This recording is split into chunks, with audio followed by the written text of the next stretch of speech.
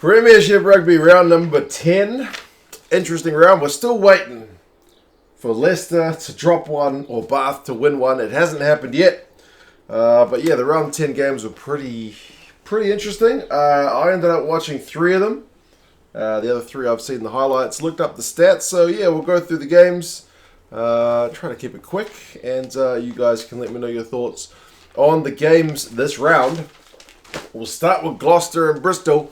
Gloucester are doing remarkably well this year, and Bristol not so much. They have been something of a letdown this season, and it continues with their away trip to Gloucester. I mean, Gloucester's crowd was getting into this one big time, so they are certainly going to make the away team feel uncomfortable, and that was also the case here.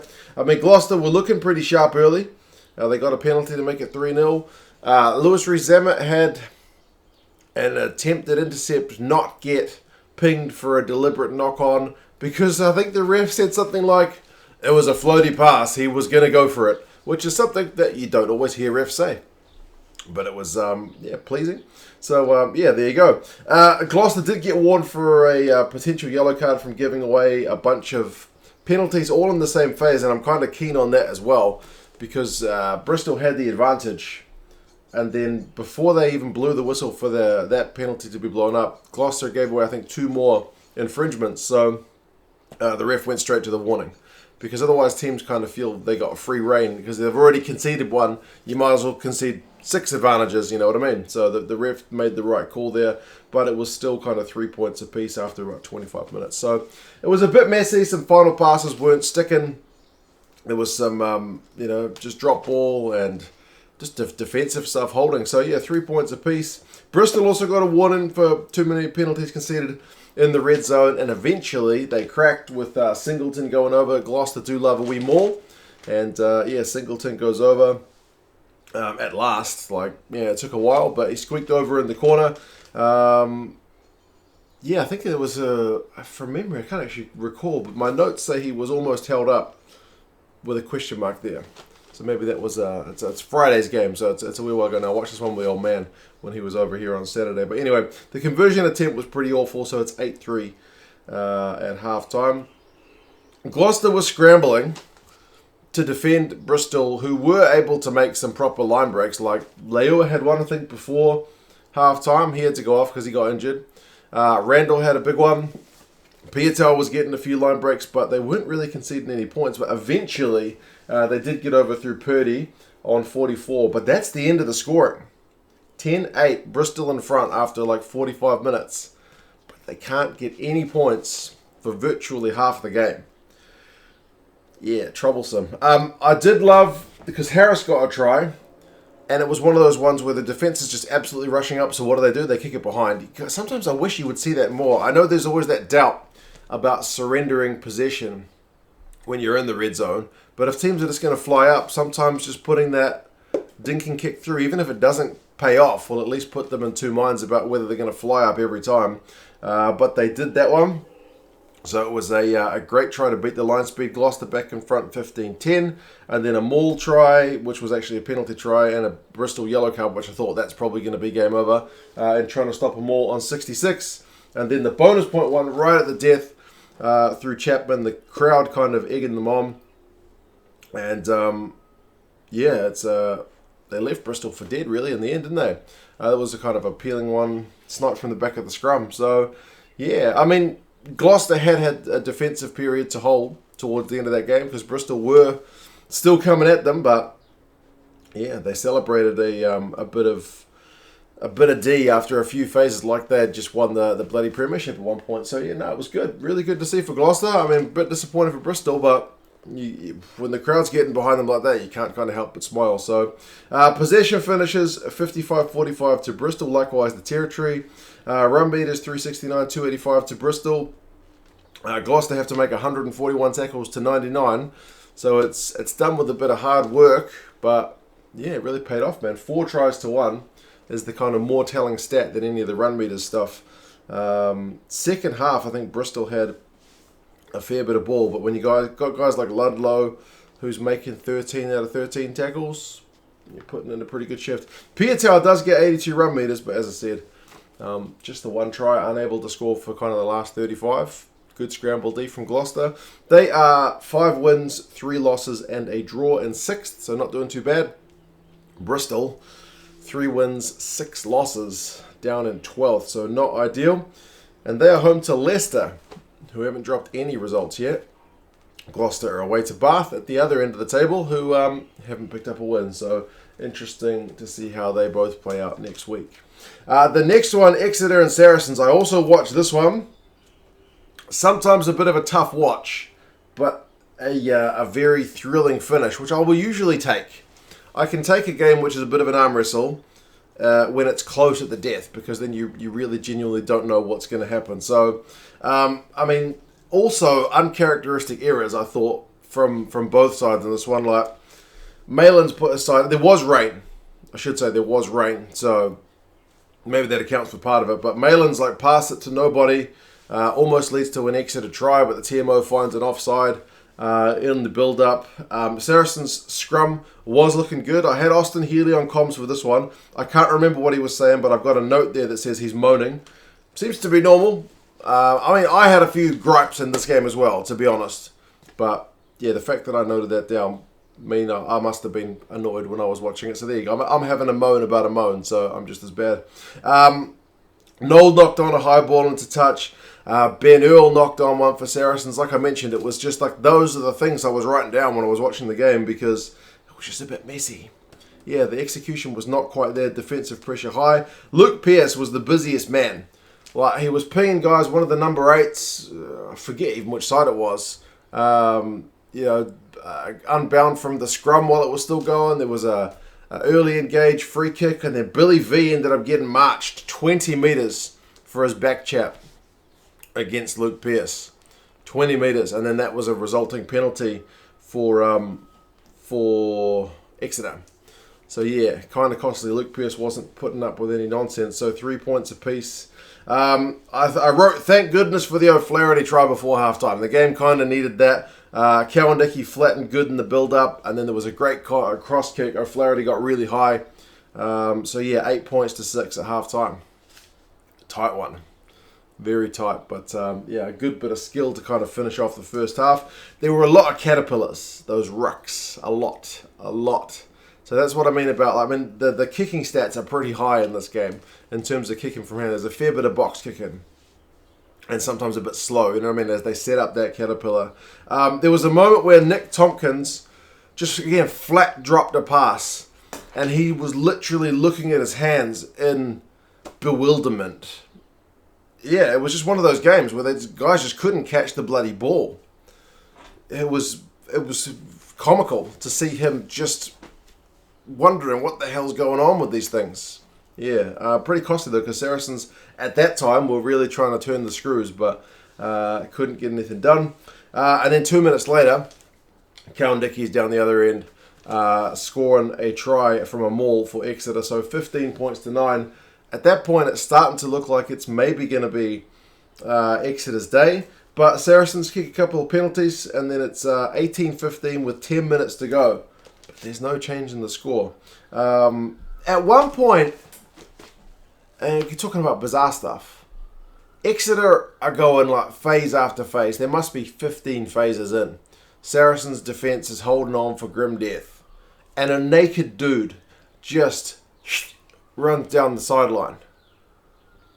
And the game didn't stop. It was I had to rewind to check that I just saw what I saw. Naked guy just goes covering himself, which is like, why are you streaking if you're covering yourself? But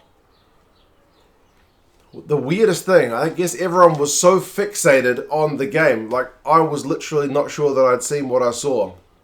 Because I was watching on demand, I had to rewind it. Weird. But yeah, Saracens' defence ended up holding. No one seemed to care about the naked man just running about. Exeter ended up winning a turnover at the death, with Saracens pretty much having to run the ball out from their own 22, and never looked very likely in a game like this, and they ended up getting to about halfway before they lost the ball. 10 phases I think they went. So yeah, good win for Exeter, because Saracens had been in pretty good form. Exeter have been a little bit inconsistent, but Very good win. They celebrated. Apparently they went to the bar afterwards, I've since seen. So there you go. Possession 58-42. Territory 64-36 in Exeter's favour.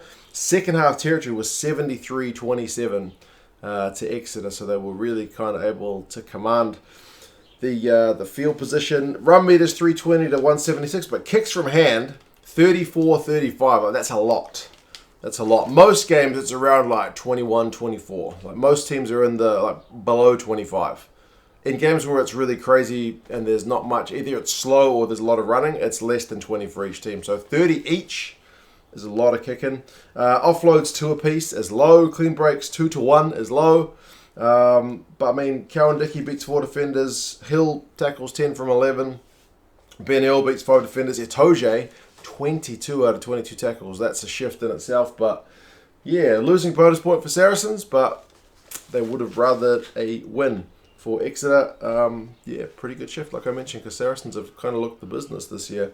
Exeter are 6-4, they're in 5th, and Saracens are 6 wins, 2 losses, and a draw. Still in 2nd. They're at home to Worcester Saracens, and Exeter are on the bye. On to some games I didn't watch in full. Some ones that I kind of wish I'd watched in full, in a way.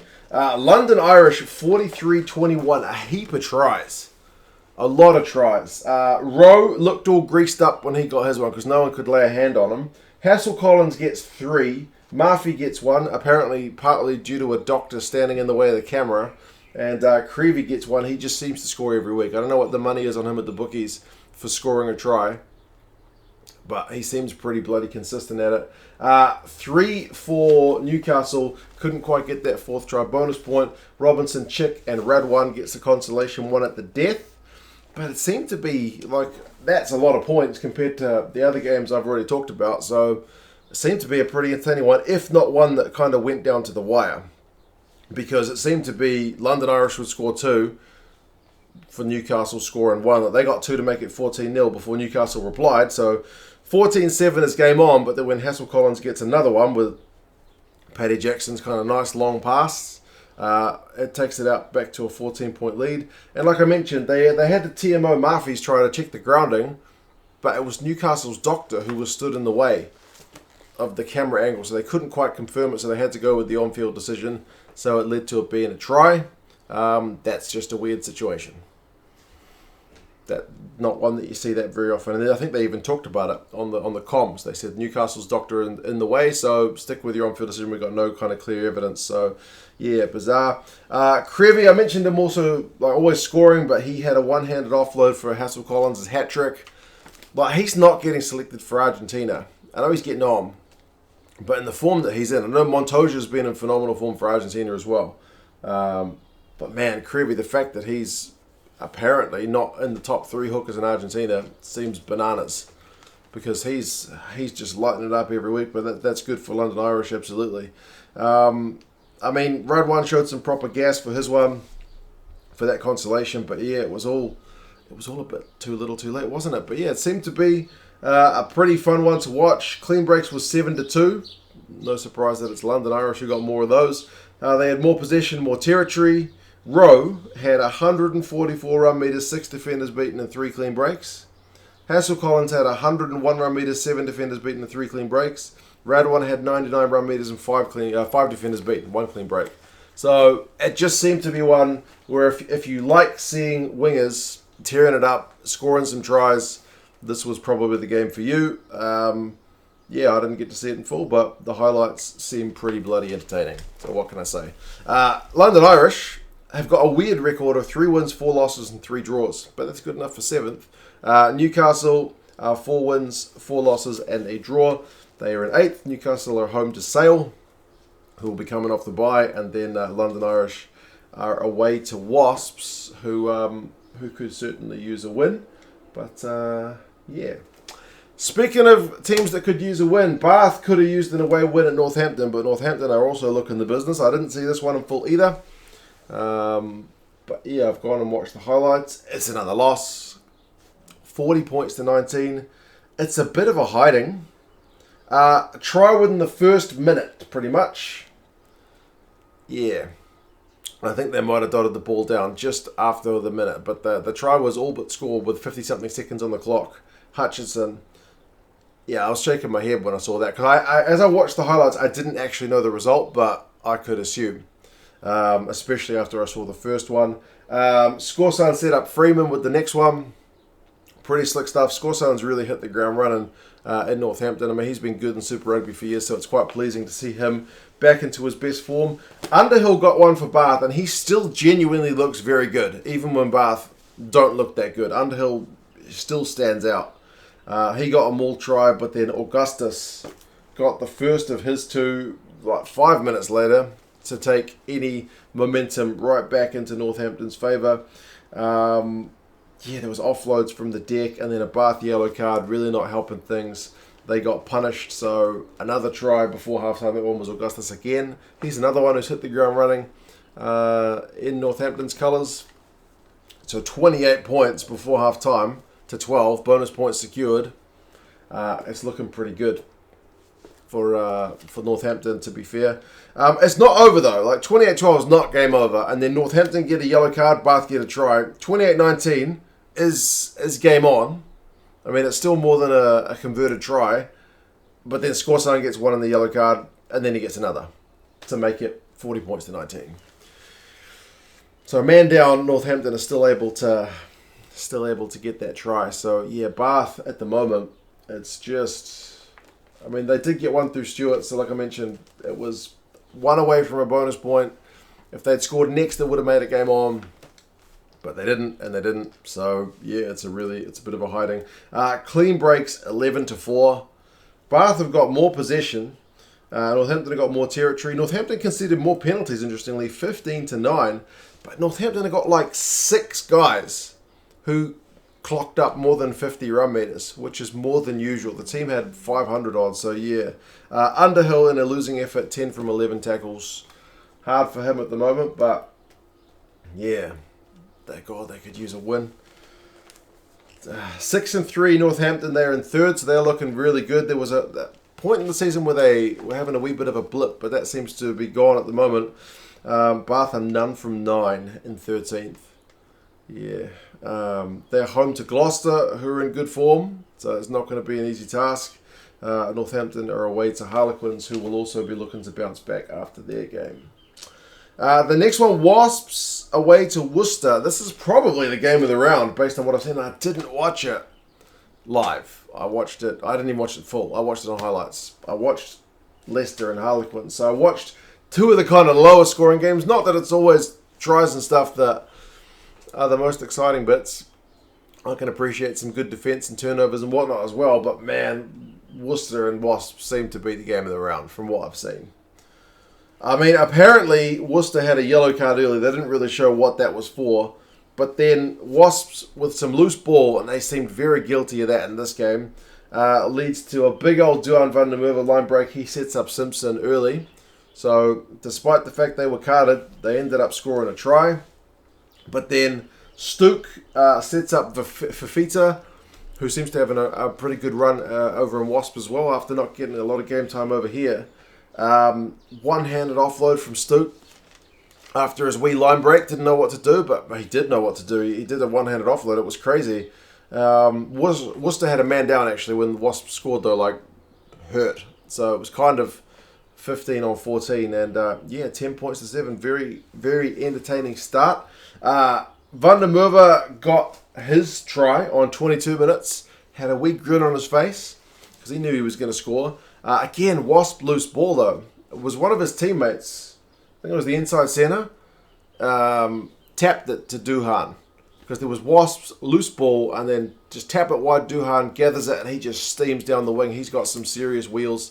He's got a reason to be grinning. So, yeah, kind of very, very entertaining one. But it was real back and forth because Wasp score next. Frost ended up scoring. Like, the commentator was getting the guys confused all round. He was getting Duhan confused with Ted Hill, and he got Frost confused with one of the backs. I forget which one. Was it Minozzi?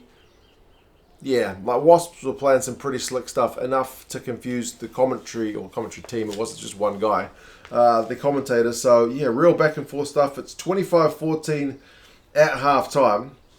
I got to say, for Ted Hill's try, he picked the ball up at his ankles. So proper skill set from the big man. No wonder he thought it was Duhan, because he probably didn't think Ted Hill kind of was that limber. But anyway, Worcester offload game was fun to watch, like I mentioned, but they got another yellow card.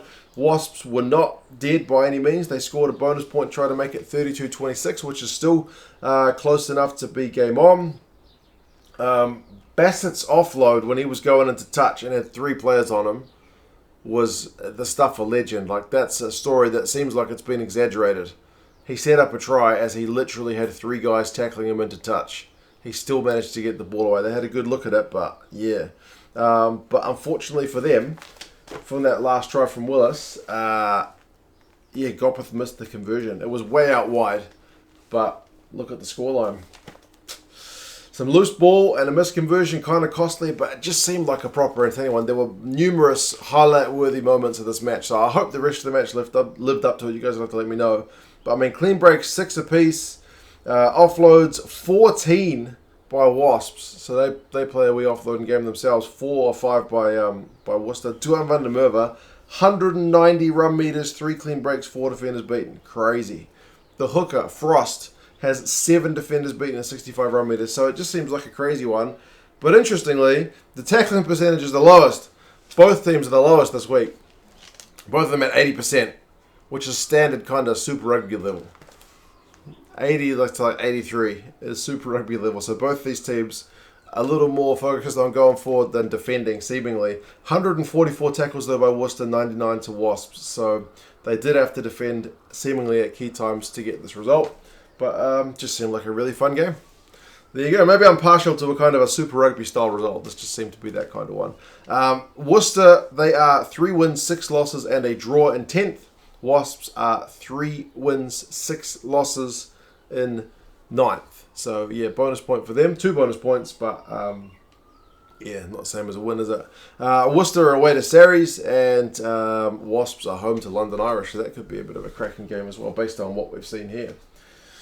Right, the last game, Leicester and Harlequins. I watched this one. Basically, a conversion is the difference here. A conversion is the difference. It's a try apiece, it's penalties, and 1 conversion the difference. It was always going to be an interesting one. The likes of, Tyrone Green up against, Freddie Stewart. Very different, like, builds. One's this little nimble guy. One's that big, tall timber under the high ball guy, but I mean Green's good under the high ball as well. But Marcus Smith up against George Ford, I mean pretty much a direct replacement in the England squad, right? Ford's been out, Smith's been in.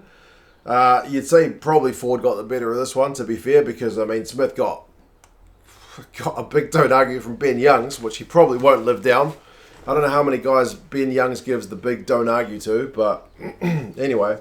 Don Brandt got stopped by the ref at one point, which was a bizarre one, and Cole was in his 200th game, so congratulations to him. That's a massive achievement.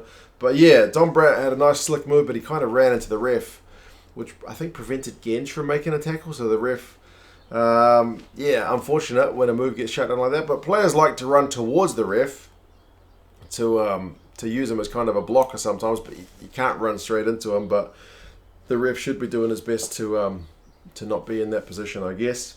Leicester did open the scoring with a penalty, 3-0. And that's when we had Youngs's big don't argue, but Leicester still couldn't score from it. It was just such a bizarre moment. And then it got worse for Marcus Smith because he got yellow carded for slapping a ball down. Bit cynical. So yeah, 10 minutes in the bin for him. But then Visa kind of spoiled it by getting a yellow card of his own, like a chance for Leicester to kind of put some pressure on, not to be. Because Visa with that old grass cutter tackle, like he maybe just overbalanced and went in too low. But yeah, it's a grass cutter, no arms. The TMO initially said just a penalty, but the ref saw it on the screen and was like, that's a card. So yeah, it was 14-on-14 for a wee bit. Hugh Jones, I don't know how he was stopped by Leicester's defence when he was charging on, got held up. It was like proper commitment. Like Leicester just don't want to lose this year, but it's 9 points to 6 at halftime. It's all the kicks. They do get the first try of the game, and it's 2 of the experienced guys, and Youngs and Ford, that set it up. Ford takes the ball to the line, gets it to Youngs, who goes down the wing, and then he puts a little grubber in through for Potter, who gathers it, and yeah, it's a try. So first try of the game. It's a proper bit of magic from the two experienced guys to set it up, and then Potter to finish it off. So 16-6 is looking like a decent scoreline. And then Ford, like, he's just got such command of the ball this season, man. He puts the ball with a kick for touch, like right on the money, 5 meters out. But like equally as impressive is like Harlequin's maul defense. Like they shut it down. So kind of good moves on both sides, but no points to show for it. We did see the try for Harlequins on 63, and it's a grubber through for Liner to go past Nandolo, and that's the way to get past the big man, right? You've got big man, turn him round. That's what they used to do to Jonah when they started to kind of figure him out. So yeah, he tries to push Liner because he gets a hand on Nandolo to put him off his line, but he still manages to keep his feet and chases the ball. So yeah, good try for Quins to bring things back within touching distance. But yeah, it's just such an arm wrestle. Maybe the crowd got them through it. The crowd, like the Gloucester game, the Leicester crowd were very, very vocal, kind of like an extra player on the field, really. Leicester did try for a nice old line-out move at the death when they were only 2 points up, which seemed bold. Maybe they were trying to deny Harlequins a bonus point. I don't know. But Quinn stole the line-out and then kicked it to about halfway, and they were about to set up an attacking play of their own, which seemed ominous, but then they lost the line out. So it was a bit of a letdown for them at the end. But just interesting, because I'm pretty sure Leicester, with that amount of time on the clock, could have just kicked it out if they'd used the full minute. But anyway, just the conversion, the difference. Kicks from hand is also fairly high in this game, like 36-31. There's a lot of kicks as well. Most of the other games, apart from the Sharsies and Exeter one, weren't anywhere near this high. Possession is 53-47 to Quins, but territory 54-46 to Leicester. Penalties conceded 13-14, so pretty tight.